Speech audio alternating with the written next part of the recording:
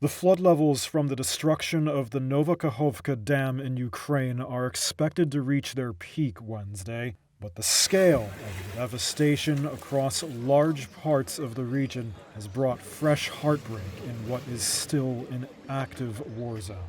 It's now threatening a new wave of homelessness, disease, toxic chemical contamination, and even warnings of floating landmines in this ecological disaster. This is the city of Kherson, which was once occupied by Russian forces before Ukraine's military retook it. It's where Reuters' camera crew found this resident, who's saying her grandmother is trapped on the first floor of a building with her cats and dogs. She was brought there yesterday thinking it would be safer for her. Alas, it was not. Elsewhere in the city is Irina, an animal rescue volunteer. She says her group has already recovered up to 30 dogs. They're trying to save whatever animals they can. But first, they need to wait for a boat so they can go out and save more.